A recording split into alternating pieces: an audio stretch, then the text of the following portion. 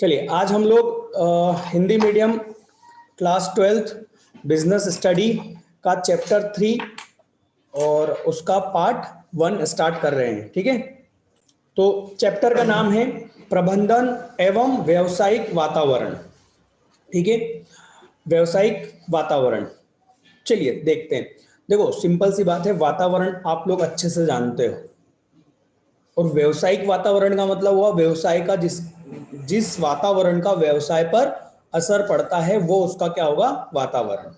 ठीक है, वैसे तो हमारे जो मैंने सीए में पढ़ा है ना, उसमें वातावरण को दो रूपों में बताया गया है, एक आंतरिक और एक बाह्य। ठीक है, आंतरिक और परंतु जो आपकी जितनी भी 12वीं की किताबें हैं, जितनी भी हैं, चाहे वो सीबीएसई की देख लूं या एमपी बोर्ड की देख लूं, लगभग ये सभी लोग है ना केवल बाह्य वातावरण को ही महत्व देते हैं, आंतरिक वातावरण को ये मानते ही नहीं कि ये है। बट अभी जो मेरे सामने नोट्स हैं उसमें उन्होंने एक हल्का सा आपको ये बताया पेज नंबर 70 पर, व्यवसायिक वातावरण के अंग। ठीक, दिख रहा होगा आंतरिक और बाह्य, है ना। तो इस बुक ने थोड़ा सा समझाया है कि व्यवसायिक वातावरण के अंग क्या हैं, और उसमें उन्होंने आंतरिक और बाह्य वातावरण कराया। बाकी आप किसी भी किताब को पढ़ोगे, मतलब मैंने काफी सारी किताबें देख ली हैं एमपी बोर्ड की और सीबीएसई की भी 12th की, वो सिर्फ क्या बोलता है, ये जो बाह्य वातावरण ही जो है ना वही वातावरण है व्यवसायिक। ठीक है, तो सर क्या करें? देखो कायदे से मेरा एक काम यहाँ पर ये है कि आपको नॉलेज भी देना है, ठीक, और अपनी एग्जाम के हिसाब से भी पढ़ना है।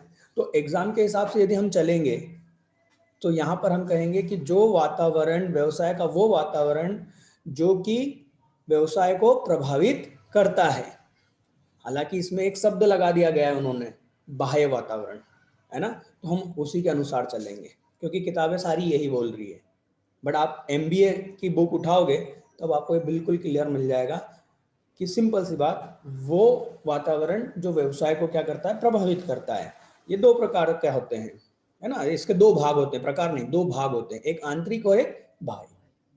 ठीक है, ये नॉलेज के लिए था, पर यदि हम एमपी बोर्ड में क्या लिखेंगे वो अब हम देखेंगे। ठीक है, तो अभी हम आंतरिक के बारे में अब बात नहीं करेंगे क्योंकि आपकी बुक उसके लिए बात नहीं कर रही है। क्लियर? कंफ्यूजन तो नहीं ना कुछ, है ना। नॉलेज के लिए हमने बात करी है, बाकी जो भी अब किताब बोलेगी हम उसके हिसाब से चलेंगे।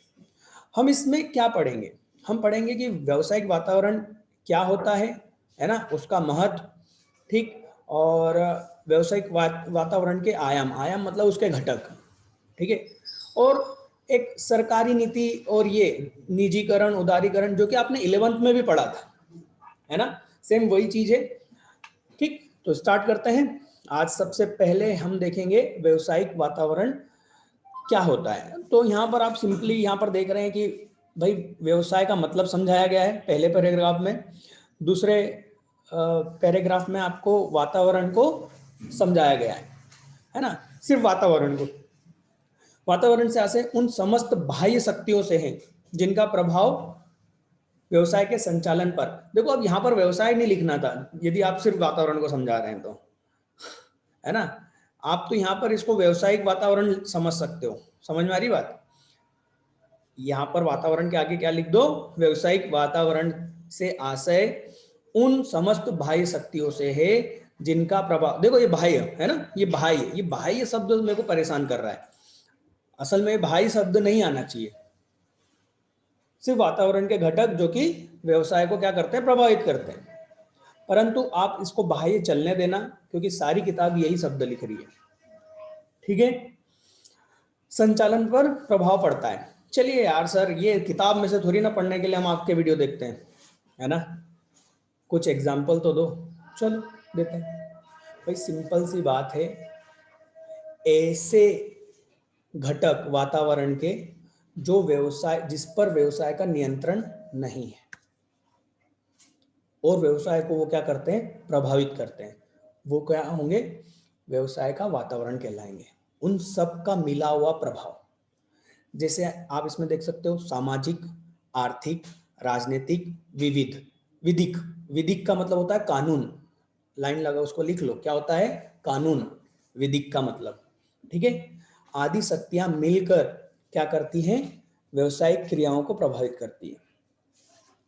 ठीक है, तो क्या आपने कभी ऐसा देखा है कि समाज के कारण किसी व्यवसाय में कोई उस पर प्रभाव पड़ा है? जरा एक एग्जांपल अपने दिमाग में सोचिए, वीडियो को स्टॉप करिए, अपने आप में सोचिए कि क्या आपने ऐसा देखा है कि सामाजिक कारणों से किसी बिजनेस पर प्रभाव पड़ा है? सामाजिक प्रभाव, देखो आप, जब मैंने बोला आप उसके केवल नेगेटिव इफेक्ट ढूंढ रहे हो अपने दिमाग में, आप उसके पॉजिटिव इफेक्ट नहीं ढूंढ रहे हो। आप ये देख रहे हो कि समाज के कारण कब बिजनेस बंद हो गया है ना, यही सोच रहे हो ना, दिमाग में यही चल रहा है ना, मेरे को मालूम। पहले मैं पॉजिटिव बताता हूँ। अरे भाई दिवाली आती है, सारे बिजनेस चमकने लग जाते हैं। क्यों? क्योंकि खरीदी होगी, है ना। हर एक बिजनेस दिवाली के पहले अपने अपने पास में नया स्टॉक रखने की कोशिश करता है। ये क्या है? सामाजिक प्रभाव है, हाँ है ना। ठीक है, और इसका नेगेटिव इफेक्ट, किसी गांव में या शहर में कोई ऐसा बिजनेस खुल रहा है जिसको वो एक्सेप्ट नहीं करना चाहते, राइट, है ना। जैसे कि सामान्यतः हम शराब की दुकान की बात करें तो गांव वाले क्या करते हैं, विरोध करते हैं, ये यहाँ नहीं खुलेगा। ये सामाजिक है, इसमें कोई राजनीति नहीं है, ये सिंपल सा सामाजिक है कि भैया ये दुकान गांव में नहीं खुलेगी। विरोध हो गया, प्रभाव पड़ा। ठीक, मैं आगे भी एग्जांपल दूंगा आपको सामाजिक, आर्थिक और इनके।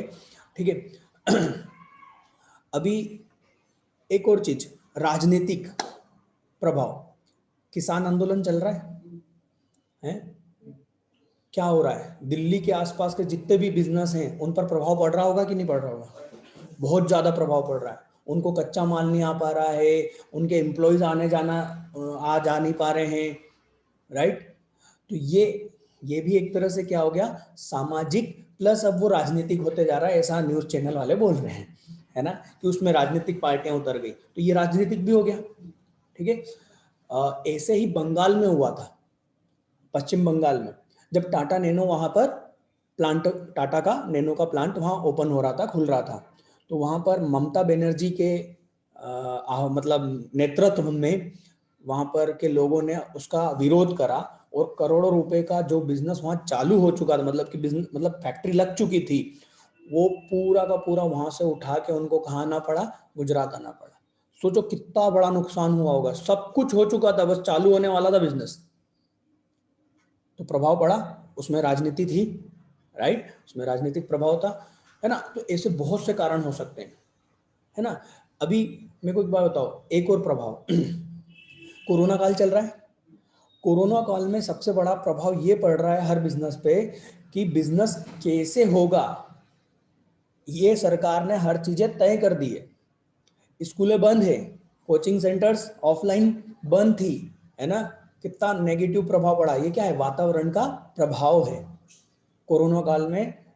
मतलब हर बिजनेस जो खुल रहा है वो कैसे खुल रहा है, चल रहा है, गवर्नमेंट ने जो गाइडलाइन दे रखी है उसके अनुसार। यदि उसमें जरा सी भी गलती करी, उसको क्या हो जाएगा, पेनल्टी हो जाएगा, उसका बिजनेस 7 दिनों के लिए क्या कर दिया जाएगा, सील कर दिया जाएगा, प्रभावित हो रहा है ना।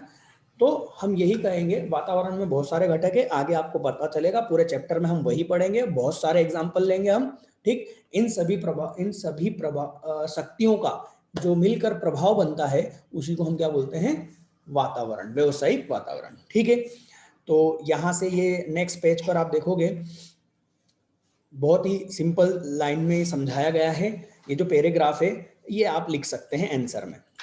ठीक है, इन, ये देखिए, ये तीसरी लाइन में, किंतु उन व्यवसायिक संस्थान मतलब प्रबंधन का कोई नियंत्रण नहीं होता। मतलब इसको क्या प्रबंधन कंट्रोल कर सकता है क्या? इन कारणों को नहीं कर सकता, इनसे सिर्फ प्रभावित हो सकते हैं हम। पर आगे हमारे सामने दो रास्ते होते हैं प्रबंधन के, कि इससे हमको अपने आप को नुकसान पहुंचने देना है या उसको अवसर में बदलना है। बात को समझो, व्यवसायिक वातावरण अपने अंदर दो चीजें लेके चलता है, अवसर और खतरे। ठीक है, तो उन पर कंट्रोल, देखो दो चीजें होती है, अवसर और खतरे। ठीक, अब मैं क्लियर बता रहा हूँ, अपने साथ लेके बता रहा हूँ ना, अपने ऊपर एग्जाम्पल बता रहा हूँ, दूसरे तो मैं बहुत सारे एग्जाम्पल आपको दूंगा। कोरोना काल में कोचिंग सेंटर्स पे काल आ गया ये तो आप लोगों को मालूम है ना। ऑफलाइन क्लासेस नहीं ले सकते थे। मैंने इस पूरे कोरोना काल को बिल्कुल भी एक जरा सा भी उसको नेगेटिव नहीं लिया। मैंने ये माना ही नहीं कि इसमें कोई खतरा है। मैंने बोला ये अवसर है। अब अवसर क्या है? अवसर है डिजिटल होना। हम तो पिछले साल से ही सोच रहे थे, है ना, कि हम लोग अपनी क्लासेस को ऐसे रिकॉर्ड करेंगे, अपनी एप्लीकेशन लाएंगे, राइट। पर कर नहीं पा रहे थे, क्यों? क्योंकि बहुत बिजी रहते थे। कोरोना ने क्या कर दिया? फ्री कर दिया था घर बैठो और सोचो है ना। उन 3 महीने जब लॉकडाउन था, मैंने बहुत अच्छे से प्लानिंग करी। अगले 4 साल की प्लानिंग कर चुका हूं मैं उन 3 महीनों में। मेरे को ये चीज समझ में आ गई कि अब जो युग है, अब आ चुका है वो डिजिटल लर्निंग का। अब हम अपने आप को कैसे कन्वर्ट कर सकते हैं ऑनलाइन, डिजिटल। बात समझ में आई? मैंने उन 3 महीने को केवल तारक मेहता का उल्टा चश्मा देखने के बजाय, या न्यूज़ पर कोरोना कोरोना देखने के बजाय, तो न्यूज़ पर ज़्यादा डराते ज़्यादा है, समझाते कम है, बताते कम है ना। तो डरने की बजाय उन्होंने तो दुनिया ही खत्म कर दी थी। कोरोना न्यूज़ वालों ने तो ये समझो कि दुनिया ही खत्म कर दी थी, है ना। तो मैंने उसका प्रभाव अपने ऊपर नहीं पड़ने दिया। मैंने बस ये सोचा कि हम इसका कितना अच्छा फायदा उठा सकते हैं, बस हमें ये देखना है। मैंने उसमें अवसर तलाश करा। और आप देखोगे कई कोचिंग बंद हो चुकी है, कई कोचिंग बंद हो चुकी है, उनकी हालत टाइट है। ठीक है, फाइनेंशियली थोड़े से अभी अभी अपन भी परेशान हैं, क्योंकि अपना थोड़ा सा कोरोना काल में थोड़ा परेशान जरूर हुए हैं। बट मैं ये मानता हूं कि ठीक है, बिजनेस तो इसी को बोलते हैं ना, उतार चढ़ाव। पर इस उतार में मैं कितना अच्छा अपने आप को तैयार कर सकूं, ताकि आगे के चढ़ाव के मजे ले सकूं। समझ में आ रही है बात? ये हर बिजनेस में होता है। अभी तुम आप मेरे को बताओ, जो टॉकीजे हैं, है ना, थिएटर जिसमें हम मूवी देखते हैं, बंद पड़े हैं। अब या तो उसका कोई बिजनेस उसको पॉजिटिव ले सकता है या नेगेटिव ले सकता है, वो उसके ऊपर है। ठीक है, एक और आपको बहुत बढ़िया एग्जांपल देता हूं मैं, है ना, बहुत वास्तविक एग्जांपल है। टी सीरीज कंपनी का नाम सुना है? Music company T series, Gulshan Kumar की थी, मतलब है, उनका बेटे चला रहे हैं।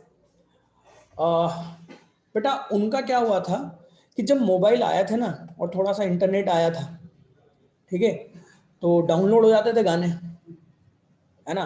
और लोग मोबाइल में डाउनलोड करवाते थे ना, सिम कार्ड फिल करवाना, 40 रुपए 50 रुपए में इतने गाने रेम फिल करवाते थे, है ना। इस कारण से क्या हुआ, और उसके बाद में एफएम बहुत सारे आ गए थे, रेडियो एफएम स्टेशन बहुत हो गए। लोगों ने कैसेट खरीदना या सीडी खरीदना छोड़ दिया था। ये इंडस्ट्री पूरी तरह से क्या होने वाली थी? बंद होने वाली थी। मतलब सबकी, मतलब जैसे अभी कोचिंगों की हालत खराब है ना, सेम वैसी ही हालत सारी म्यूजिक कंपनियों की थी। ठीक है, तो उनके जो मालिक थे, कौन? टी सीरीज वाले। उन्होंने बोला, मालूम है, ये जो कंपनियां होती है ना, म्यूजिक कंपनी, ये हर गाने के राइट्स खरीद लेती है। क्या खरीदती है? राइट्स। जिसने भी इसको लिखा है, जिसने भी इसको बनाया है, उन वो पिक्चर बनाने वालों से क्या खरीद लेती है? उनके राइट्स। मतलब वो गाने किनके हो गए? इन म्यूजिक कंपनी वालों के। ठीक, तो म्यूजिक कंपनी वालों को हो गए, तो उसका अधिकार किसके पास में है? उस म्यूजिक कंपनी के पास में। ऐसे काल में जबकि पूरा बिजनेस डाउन पड़ा हुआ था, है ना, उस काल में उस व्यक्ति ने क्या करा, मार्केट में ये खबर दी सभी म्यूजिक कंपनियों को, टी सीरीज वालों ने, कि हम आपके गाने खरीद रहे हैं, हम आपके गाने खरीद रहे हैं, हमको बेच दो।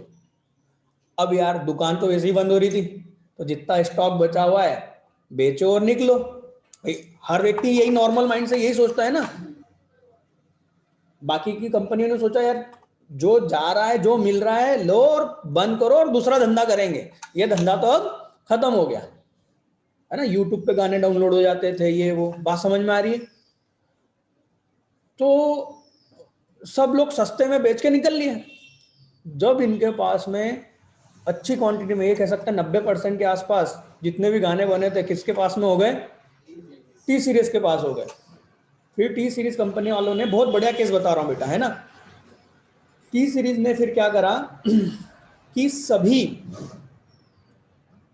मतलब करीबन 150 वकील, कितने, 150 वकील और 150 टीवी स्क्रीन लगाई, और हर वकील के सामने एक टीवी स्क्रीन लगा दी और एक चैनल दे दिया कि इस चैनल पे जितने भी गाने आ रहे हैं वो लगभग हमारे खरीदे हुए हैं, है ना, बस कंफर्म कर लेना अपने, और सबको नोटिस भेजो और बोलो कि रॉयल्टी का पेमेंट करें। अब रॉयल्टी क्या होता है भाई, ये गाना किसका है, टी सीरीज का, है ना। सबसे ज्यादा स्टार चैनल पर वो जो सास बहू के नाटक हैं और वो आता था, है ना, तो उसमें गाने बजते थे, नोटिस, ये तुमने हमारा गाना बजाया है, इसका पैसा दो। एक साथ 150 लोगों ने, जहां कंपनी डूब रही थी एट प्रॉफिट में, एफएम वालों से तुमने हमारा गाना बजाया है, लाओ इतना बिल, इतने लाख का, इतने करोड़ का बिल दो। बात समझ में आ रही है। आज जब आप एक एक गाना सुन रहे हो ना, इसका पैसा भी टी सीरीज को मिल रहा है, पहले नहीं मिल रहा था जब उसने ये सबको नोटिस भेजे। और भाई सीधी सी बात है, गाना उसका है, तुम कैसे बजा रहे हो, कहां से लिया, खरीदा है तो बताओ। बात समझ में आ रही। तो खरीदा है तो तुम खुद सुन सकते हो पर दूसरे को नहीं सुना सकते। समझ में आ रही बात। आपको कमर्शियल राइट लेने पड़ेंगे। तो ये मैंने एक चीज बताई आपको, एक छोटा सा एग्जांपल था, बहुत काम का था आप लोगों के लिए मेरे ख्याल से। एक वास्तविक घटना थी कि किस तरीके से एक वातावरण में जो बदलाव आता है वो दोनों चीजें लेके आता है बेटा, अवसर और खतरे। ये नजर पर डिपेंड करेगा कि आपको क्या दिख रहा है। मैंने अपने लेवल पे भी बताया आपको, और एक रियल स्टोरी भी बताई कि कैसे वो करोड़ों की कंपनी वापस हो गई और बाकी कंपनी माथा पीटने लग गई, अरे यार हमने क्या कर दिया, हमने हमारा सारा स्टॉक बेच दिया सस्ते में, है ना। हमेशा हमेशा कभी भी विपरीत परिस्थितियां हो बेटा, ये आगे पूरी लाइफ में काम आएगा, पूरी लाइफ में काम आएगा। 2 मिनट शांति से सोचो, रुको। कोरोना काल में एकदम से आया, सब हाहाकार, अरे बाप रे अब क्या होगा। मैंने कुछ नहीं, आराम, मैंने बोला यार सोचने का समय मिला है, क्योंकि हमेशा क्लास इतनी ज्यादा होती थी कि टाइम ही नहीं मिल पा रहा था कि क्या करना है, आगे कैसे बढ़ाना है। सोच तो रहे थे पर वो लेवल नहीं मिल रहा था। इससे क्या हमको मिल गया, टाइम मिल गया। तो कुछ तो अच्छा होगा। आप क्या अच्छा कर सकते हो आप ये सोचो, ठीक है। चलिए, तो ये हो गया हमारा यहाँ पर ये देखो, ये टूल किट में दिख रहा है, खतरे और अवसर। खतरों से अभिप्राय वातावरण में होने वाले नकारात्मक परिवर्तनों से है जो संगठन के विकास में बाधक होते हैं, ठीक। और यहाँ पर अवसर से अभिप्राय है सकारात्मक परिवर्तन जो विकास में सहायक होते हैं, ठीक है बेटा। कोई सी भी एक परिभाषा व्यवसायिक वातावरण की आप लिख सकते हो, कोई बड़ी बात नहीं है ना। और अपन आगे चलते हैं, व्यवसायिक वातावरण की विशेषताएं फटाफट कंप्लीट करेंगे इसको। भाई विशेषता ये है कि बाहरी शक्तियों का संपूर्णता, मतलब ये किससे बना हुआ है, बाहरी शक्ति। और बाहरी शक्ति वही सारी चीजें हो गई जो अपन ने ऊपर पढ़ी थी, क्या क्या, आर्थिक आर्थिक आर्थिक का सर एक उदाहरण दे दो। अरे यार भाई आर्थिक का उदाहरण ये है कि जैसे कि इनकम टैक्स, जैसे कि जीएसटी, जैसे ही जीएसटी आया था सारी बिजनेस हिल गए थे, अरे बोले ये कैसे करेंगे यार, ये नहीं कर सकते, ये वो परेशान हो गए थे, है ना। या इनकम टैक्स को क्या कर देना, कम, तो अच्छी बात हो जाएगी बिजनेस के लिए। नेगेटिव और पॉजिटिव दोनों इफेक्ट आएंगे, हमेशा याद रखना, है ना। और इसी को हम आर्थिक बोलेंगे। तो विशेषता क्या है, बाह्य शक्तियों से की संपूर्णता। व्यवसायिक वातावरण, व्यवसायिक वातावरण व्यवसाय के बाहर उपलब्ध उन सभी तत्वों शक्तियों का समूह है जिन पर व्यवसाय का कोई नियंत्रण नहीं होता, ये ध्यान रखना, है ना। जो व्यवसायिक पद्धति की कार्रवाई को प्रत्यक्ष और अप्रत्यक्ष रूप से प्रभावित करती है। अब प्रत्यक्ष और अप्रत्यक्ष का मतलब क्या होता है ये अभी हमें आगे मालूम पड़ जाएगा, ये नेक्स्ट पॉइंट वही है, ठीक है। विशिष्ट और सामान्य, भाई ऐसी शक्तियां जिसका डायरेक्ट प्रत्यक्ष प्रभाव पड़ता है वो क्या होती है? विशिष्ट शक्तियां। जैसे कि निवेशक, ग्राहक, प्रतिस्पर्धी और पूर्तिकर्ता। देखते हैं भाई, ग्राहक आपसे भाव कर लेता है ना, ये क्या हो गया? प्रत्यक्ष प्रभाव। यदि ग्राहक इकट्ठा हो जाए, जैसे कि मान लो किसी चीज के लिए ग्राहक एक साथ इकट्ठा हो जाए तो बिजनेस पे उसका प्रभाव पड़ेगा, सीधी सी बात है ना। डायरेक्ट मतलब उस ग्राहक और उस बिजनेस का डायरेक्ट इफेक्ट है, इसको ऐसा बोलेंगे, है ना। ये बिजनेस है और ये ग्राहक है, तो ये ग्राहक इसी बिजनेस से डायरेक्ट डील कर रहा है, इसलिए इस पर डायरेक्ट प्रभाव है। निवेशक मतलब पैसा लगाने वाले। प्रत्यक्ष का मतलब है उस घटना का उसी बिजनेस पर प्रभाव और डायरेक्ट उसी के साथ में डील हो रही है। बात समझ में आ रही है ना। तो इसको प्रत्यक्ष प्रभाव बोलेंगे। प्रतिस्पर्धी, कॉम्पिटिटर, है ना। हमारे कॉम्पिटिटर ने क्या कर दिया? प्राइस डाउन कर दिया, तो उसका इफेक्ट अपने ऊपर भी पड़ेगा, ठीक है। और पूर्तिकर्ता, सप्लायर, मान लो हम कच्चा माल जिससे मंगवा रहे हैं उसने रेट बढ़ा दिया या उसने हमको देने से ही मना कर दिया, हम पर बहुत प्रभाव पड़ेगा। बात समझ में आई? इसको क्या बोलेंगे? प्रत्यक्ष।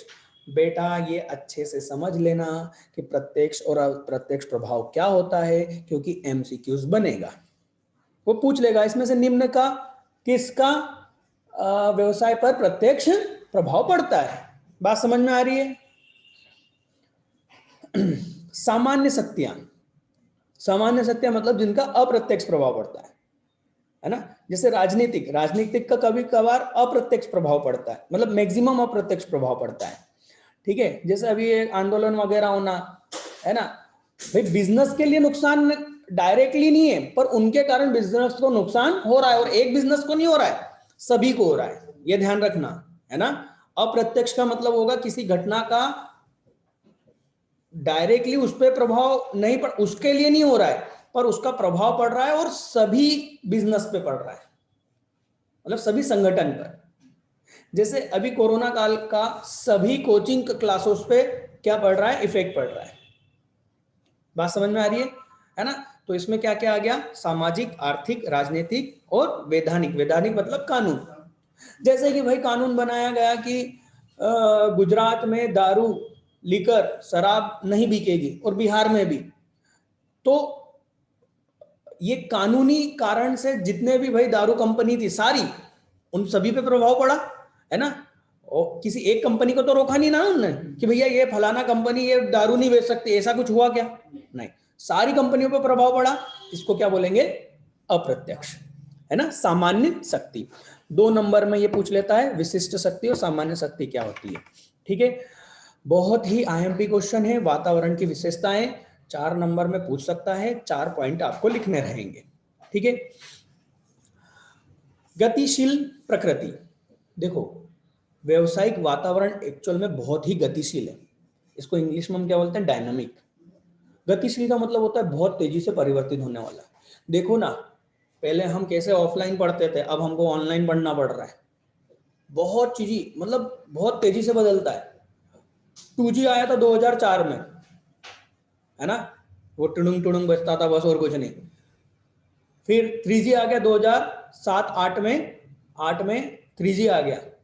फिर 2014 तक 4G आना चालू हो गया था, है ना। अपने इंडिया की बात कर रहे हैं, विदेश की बात नहीं कर रहे। और अभी 2020-21 में क्या आ जाएगा? 5G आ जाएगा।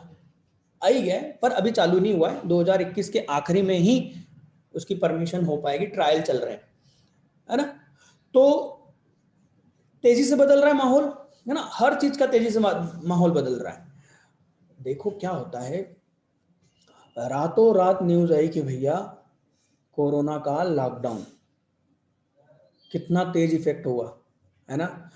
अब यदि किसी बिजनेस को उस काल में टिके रहना है, उस काल के निकलने के बाद भी टिके रहना है, तो उसको, उस बिजनेस को उस वातावरण में जो बदलाव हुआ है उसके अनुसार अपने आप को ढालना पड़ेगा, हाँ या ना। भाई वो जो चाहता है वातावरण, उसके हिसाब से आपको अपने आप को ढालना पड़ेगा, तभी आप उस वातावरण में या वहां पर काम कर पाओगे, नहीं तो आप खत्म हो जाओगे। समझ में आ रही बात? और वातावरण क्या है? बहुत ही तेजी से बदलने वाला है।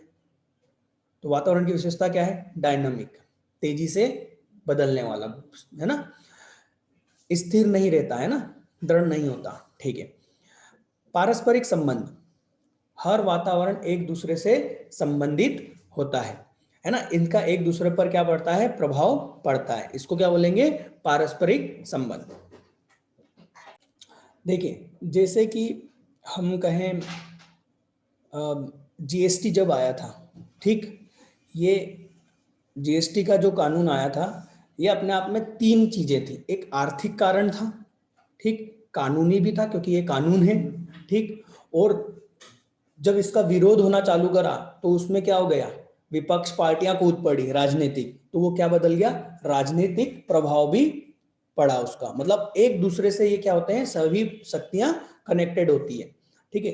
पेट्रोल का रेट बढ़ा तो पेट्रोल कंपनी को तो प्रभाव पड़ेगा ही पड़ेगा, उससे संबंधित जितनी भी कंपनियां जिन जो पेट्रोल को यूज करती हैं, जैसे कि एरोप्लेन, उनके टिकट क्या हुए, महंगे हुए, उनके टिकट महंगे होने से क्या होगा बेटा, पर्यटन विभाग पर प्रभाव पड़ेगा, होटलों पे प्रभाव पड़ेगा, समझ में आ रही है, लोग, टिकट ज्यादा महंगा हो गया तो लोग घूमना बंद कर देंगे, घूमना बंद करेंगे तो होटल धंधे पे असर पड़ेगा, ये सब एक दूसरे से क्या है, जुड़ा हुआ है। अभी हमने देखा था कोरोना काल में बहुत न्यूज आई थी कि अर्थव्यवस्था डाउन हो रही है, गिर रही है, क्यों, क्योंकि जैसे ही अर्थव्यवस्था का चक्रा रुका वैसे ही सारे बिजनेस एक दूसरे से जो जुड़े हुए थे वो क्या हो रहे हैं, गिरते चले गए, उनकी सेल गिरती गई। अब मालूम क्या हो रहा है, अब आप देखोगे हर चीज का भाव बढ़ा हुआ आ रहा है, रेट बढ़ रहा है, सब में बढ़ गया है, इसका डबल इफेक्ट पड़ते जाता है, जैसे पेट्रोल महंगा मिला तो रॉ मटेरियल का आना जाना महंगा पड़ जाएगा, तो कंपनी वाला उसका क्या कर देगा, उसके प्रोडक्ट को बढ़ा देगा, कंपनी वाला प्रोडक्ट को बढ़ाएगा तो मार्केट में महंगाई बढ़ेगी, मार्केट में महंगाई बढ़ेगी तो लेबर भी अपनी लेबर क्या बढ़ा देगा, अपनी मजदूरी बढ़ा देगा, मजदूरी बढ़ा देगा तो फिर से बिजनेस अपना क्या करेगा, प्रोडक्ट को प्राइस बढ़ा देगा, ये चलता हो जाए, ये बहुत गड़बड़ हो जाएगी।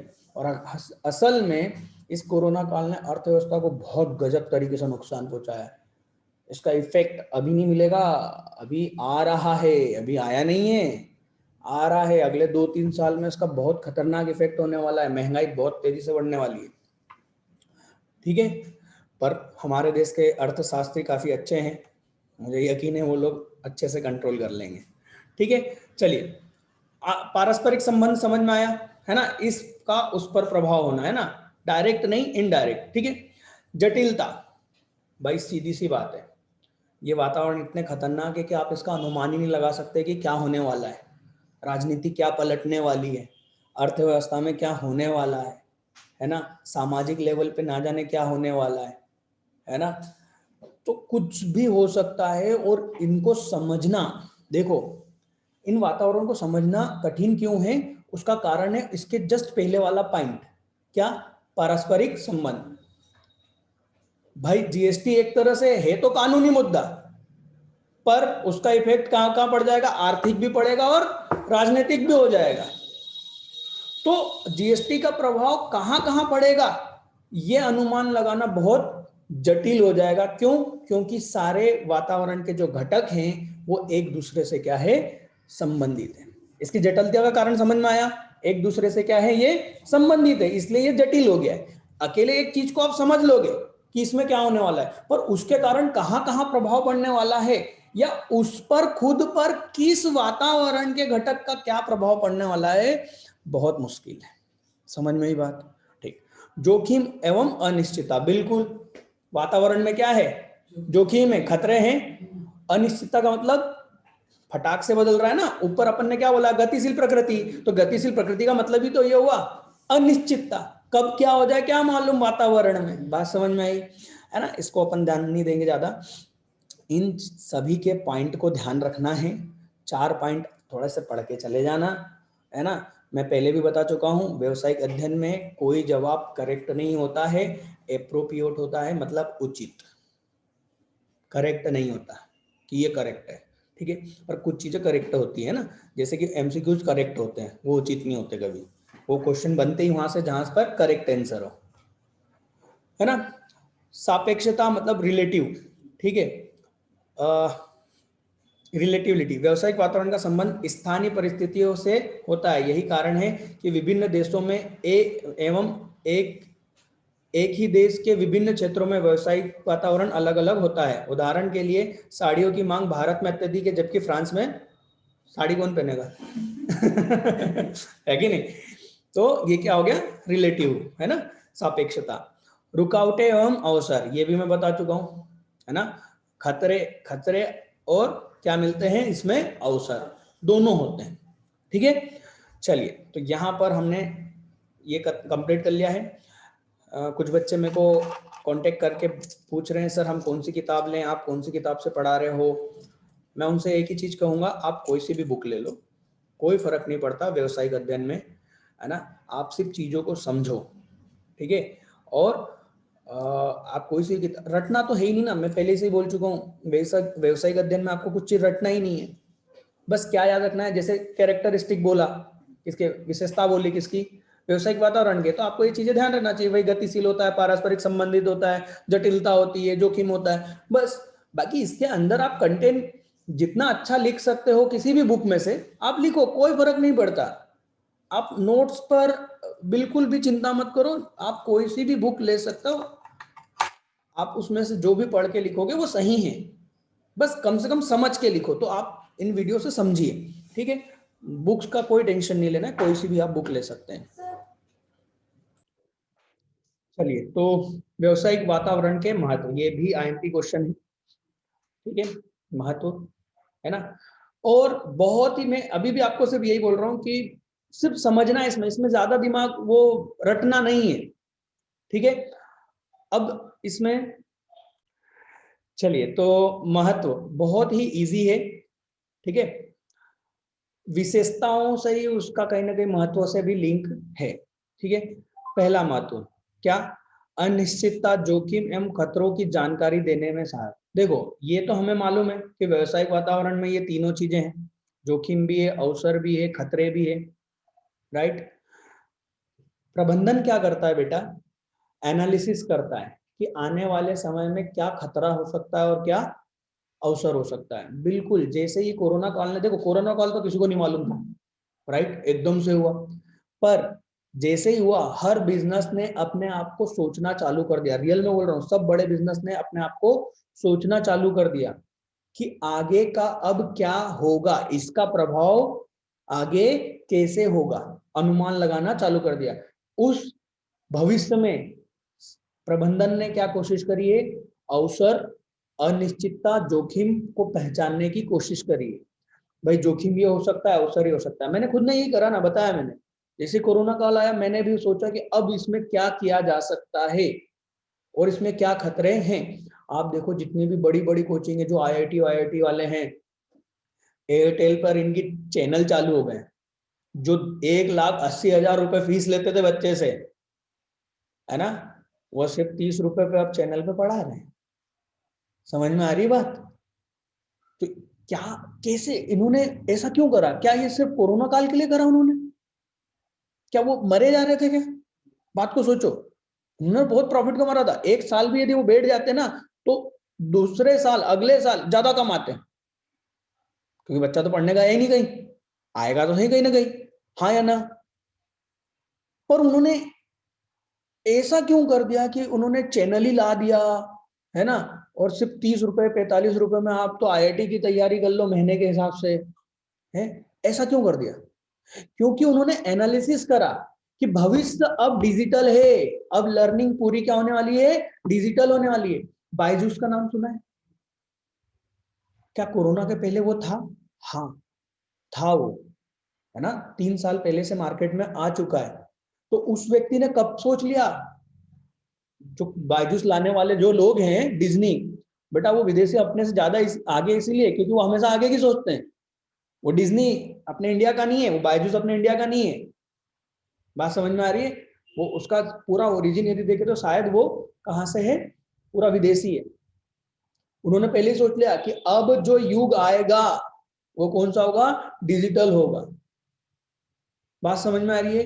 तो वातावरण, व्यवसायिक वातावरण का प्रबंधन क्या करते हैं? एनालिसिस करते हैं, विश्लेषण करते हैं, और उसके जरिए भविष्य में होने वाले खतरों और अवसरों की पहचान करते हैं। खतरों की पहचान क्यों करते हैं? ताकि उससे बच सके, जैसे अपन देखते हैं ना, एक उल्का पिंड ऊपर से आ रहा है, वैज्ञानिक उन पहले पकड़ लेते हैं, फिर उससे कैसे बच सकते हैं, क्या उसी को ऊपर एयर में ही फोड़ना है, क्या करना है, वो डिसीजन लेना पड़ेगा ना। तो इसलिए क्या करना पड़ता है, नजर रखनी पड़ती है। वैसे ही प्रबंधन भी क्या करता है, व्यवसाय पर, वातावरण पर क्या करता है, नजर रखता है, उसका एनालिसिस करता है और उससे खतरे और अवसर की पहचान करता है, खतरों को बचने के लिए और अवसर का फायदा उठाने के लिए। बात समझ में आई?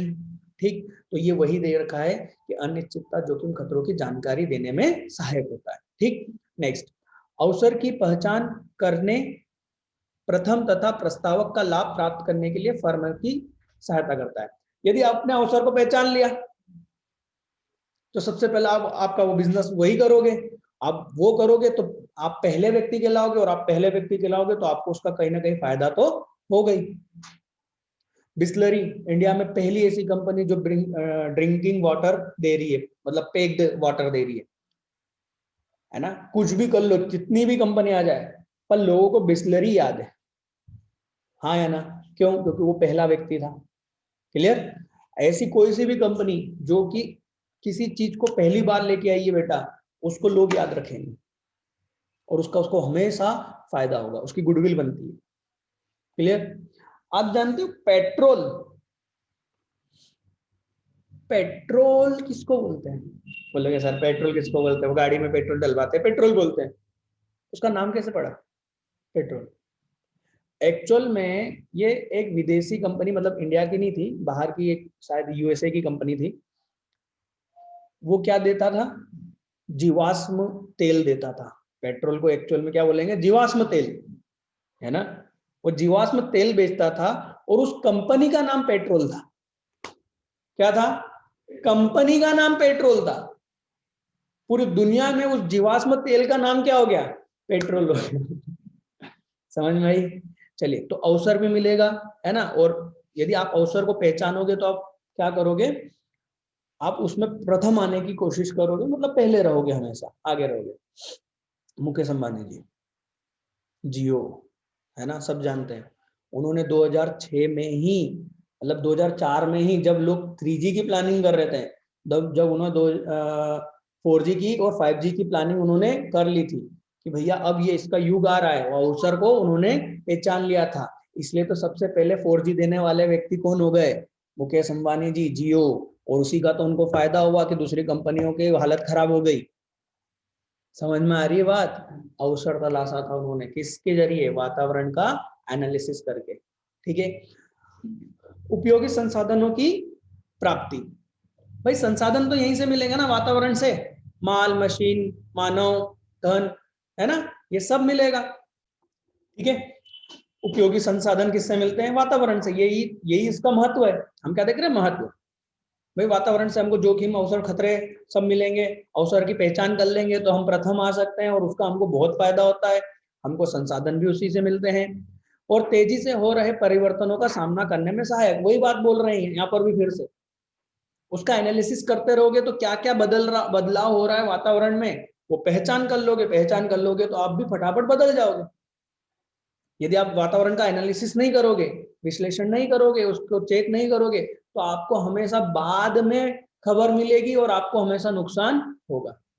इसलिए हमें हमेशा वातावरण में क्या होने वाला है, अपन अभी खुद क्या करते हैं। अभी मैंने आपसे क्या पूछा, 12th की एग्जाम कब होने वाली है ना। वातावरण की तो जानकारी ले रहा हूं मैं कि क्या चल रहा है स्कूल में, बेटा क्या चल रहा है, कितने बच्चे आ रहे हैं, सर ने क्या बोला, ये क्या कर रहा हूं मैं, वातावरण से जानकारियां ले रहा हूं। समझ में आ रही बात? नियोजन एवं नीति निर्धारण में सहायक, वही प्लानिंग, आगे क्या करना है, कैसे क्या करना है, क्या पॉलिसी बनाना है। पॉलिसी क्या होती है, ये तो आगे का टॉपिक है। हम हमारे सब्जेक्ट में व्यवसायिक अध्ययन में पढ़ेंगे कि पॉलिसी क्या होती है। ठीक है।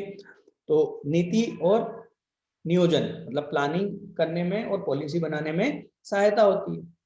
कैसे सहायता होती है भैया? अरे क्या होगा, जैसे कि अब क्या होगा मालूम पड़ेगा, तभी तो आप उसके आधार पर क्या करोगे, प्लानिंग करोगे। प्लानिंग एक्चुअल में आप जब आगे चैप्टर पढ़ोगे, प्लानिंग चैप्टर है, तो उसमें एक ही बात कही है कि वातावरण का अनुमान लगा के हम लोग क्या करेंगे, भविष्य की प्लानिंग करेंगे। भविष्य की प्लानिंग करनी है तो वातावरण का अनुमान तो लगाना पड़ेगा ना, बात समझ में आई? ठीक, आगे निष्पादन सुधार में सहायक। निष्पादन सुधार में सहायक मतलब हम जो काम कर रहे हैं उसको क्या बोलते हैं, निष्पादन, तो उसके सुधार में भी सहायक होता है। ठीक है, इस बात को आप इग्नोर भी कर सकते हो, कोई बड़ी बात नहीं है। छवि निर्माण में सहायक। छवि निर्माण में सहायक मतलब गुडविल, आप पहले से ही समझ जाओगे कि क्या होने वाला है, तो हो सकता है आप कुछ अच्छे काम कर जाओ और आपको इसमें फायदा मिल जाए। वही सबसे पहले आए तो भी आपकी गुडविल ही बनेगी ना, ब्रिस्लरी का नाम सबको मालूम है कि नहीं? आज हर एक बच्चा मुकेश अंबानी के नाम को जानते हैं। जानते हो क्यों? सिर्फ और सिर्फ जियो के कारण। इसके पहले कोई जानता नहीं था कि मुकेश अंबानी है कौन। मतलब बच्चे, बाकी लोग तो जानते थे, बड़े लोग तो जानते थे, पर बच्चे नहीं जानते थे कि कौन मुकेश अंबानी ना कौन रिलायंस। पर जियो के कारण बहुत अच्छे से मालूम है कौन मुकेश अंबानी और कौन कौन रिलायंस। ठीक है ना? छवि निर्माण। नव परिवर्तन, आविष्कार, नई चीजें लाने में मदद करेगा कौन? वातावरण। क्यों? क्योंकि आप पहचान जाओगे कि आगे होने वाला क्या है। जब यदि आप उसके अनुमान लगा लोगे, है ना, तो आप उसके हिसाब से क्या करोगे, कुछ ना कुछ क्रिएटिव करोगे। उसी को हम क्या बोलते हैं, इनोवेशन, नव परिवर्तन। ठीक है, इन पर मैंने आपको ध्यान दो, मैंने इनके अंदर पढ़ के नहीं बताया। जानते हो क्यों? क्योंकि जरूरी नहीं है कि आप वही चीजें लिखो। ये पॉइंट मकसद रखते हैं। आपको यदि मेरी बातें समझ में आई, यदि वो भी लिखोगे तो भी आंसर मिलेगा। पर कोशिश करना थोड़ा थोड़ा पढ़ के चले जाओ, क्योंकि एग्जाम में सोचने की जरूरत ना पड़े। सोचोगे तो पूरा 100 नंबर का पेपर नहीं हो पाता है ना? इसलिए थोड़ा थोड़ा जरूर पढ़ के जाना कि हमको इसमें लिखना क्या है। ठीक है, बाकी IMP क्वेश्चन था। चलिए इसमें आगे और देखते हैं। व्यवसायिक वातावरण के अंग, तो हम इस बारे में बात कर चुके थे, है ना? तो हम लोग ध्यान देंगे बाह्य वातावरण पर, है ना? आंतरिक वातावरण पर हम ज्यादा ध्यान नहीं देंगे। ठीक है, आंतरिक वातावरण में आ जाएंगे तुम्हारे, आपके आ जाएंगे ग्राहक, पूर्तिकर्ता, प्रतियोगी, जनता और विपणन माध्यम, मध्यस्थ। ये सब आंतरिक है। और ये सब क्या है? बाह्य, आर्थिक, सामाजिक। ठीक है, तो आंतरिक वातावरण में जैसे कि इन्होंने उद्देश्य, नीति, संगठन, ढांचा, ये जो लिखा है ये अपने को नहीं पढ़ना है, छोड़ दो इसको। बस इतना ध्यान रखना, आंतरिक वातावरण ये इतना एक पैराग्राफ थोड़ा सा यदि गलती से पूछ ले तो। पर आंतरिक वातावरण में क्या आएंगे? ये सब आएंगे ग्राहक। अरे ये तो सूक्ष्म आ गया, ये इन्होंने गलत कर दिया यहाँ पर। MP बोर्ड, थोड़ा सा MP बोर्ड कहूँ या 12th के आधार पर जो CBSE बुक चल रही है वो थोड़ी सी, हम लोगों ने जो CA में और MBA बुक में जो पढ़ा है वो थोड़ा सा इन्होंने यहाँ पर चेंज कर दिया है। हम बुक के अनुसार ही चलेंगे। ठीक है, क्योंकि एक बुक यदि ऐसा करता तो मैं उसको बदल देता। सभी ऐसा कर रहे हैं तो फिर अपन उसको बदल नहीं सकते, क्योंकि चल ही हो रहा है ना? तो ये आंतरिक को छोड़ देना, इसमें दम नहीं है। बाह्य वातावरण में दो चीजें होंगी, सूक्ष्म वातावरण जिसको हम क्रियात्मक वातावरण भी कहेंगे, और सूक्ष्म में ये सारी चीजें आ गई, ग्राहक, पूर्तिकर्ता, प्रतियोगी, राइट। इन सब के बारे में वो पूछ सकता है कि भैया सूक्ष्म वातावरण के घटक बताइए। ठीक, तो क्या करोगे, इनको थोड़ा थोड़ा लिख देना यार। कस्टमर जानते हो, पूर्तिकर्ता जानते हो, है ना, प्रतियोगी जानते हो, ये कोई बड़ी बात नहीं है ना, इनको कोई मतलब रट्टा मारने की जरूरत नहीं है। ठीक है, तो इसमें समझाना भी क्या समझाऊं, इसमें कुछ समझाने लायक ही नहीं है, तो आप लोग सब जानते हैं। टाइम वेस्टिंग है इस पर। मैंने आपको पहले के वीडियो में चैप्टर 2 में भरपूर टाइम दिया, क्योंकि वो समझने लायक थे। ये जो अपने जीवन से जुड़े हुए हैं ज्यादा, उनको टाइम देने से मतलब नहीं है। समष्टि सामान्य वातावरण, तो इसमें क्या क्या आ गया? इसमें आ गए ये नीचे पूरा वही है ना, यहाँ पर नोट लिखा हुआ है और फिर यहाँ पर सीधे ये क्या आ गया, वही समष्टि वातावरण और उसके घटक। तो अगले पेज पर आपको उसके घटक दिख जाएंगे एक चित्र में। वैधानिक मतलब कानून, ठीक, राजनीतिक, आर्थिक और सामाजिक, ये सब, और सामाजिक, सामाजिक 2 बार लिख दिया ठीक है ना? तो ये सब क्या हो गए? बाह्य वातावरण के सामान्य या समष्टि। माइक्रो और मैक्रो तो जानते ही हो, है ना। तो ये हो गए समष्टि हो गए, ठीक है। हम यदि कहें सूक्ष्म का प्रत्यक्ष प्रभाव पड़ता है और समष्टि का अप्रत्यक्ष प्रभाव, ये ध्यान रखना है ना, ठीक है। इसके बाद में हम लोग अब देखेंगे आर्थिक वातावरण क्या होता है, कल के नेक्स्ट वीडियो में देखेंगे। आज के लिए इतना ही है, ठीक है। कल ये आधा चैप्टर कंप्लीट हो जाएगा और 3 लेक्चर में तो ये पूरा चैप्टर कंप्लीट कर देंगे, ठीक है। एक बात ध्यान रखना, आप लोग आज जो पढ़ा वो जरूर पढ़ना। उसके बाद में यहाँ से ये जो भारत में आर्थिक वातावरण, पेज नंबर 76 है ना, ये थोड़ा सा आगे पढ़ के आना, क्योंकि आपने ये 11th में पढ़ा हुआ है। तो बहुत ही छोटी छोटी बातों में, छोटे छोटे एग्जाम्पल में मैं कंप्लीट करूंगा इसको, है ना। ये आर्थिक वातावरण भारत में, है ना, ये 11th में आप लोगों ने पढ़ा है। नहीं पढ़ा है तो कोई दिक्कत नहीं, अभी फिर से इसको पढ़ लेना। बहुत ही आसान शब्दों में लिखा है, इसमें IMP बता दूंगा, ठीक है। तो आज के लिए इतना ही।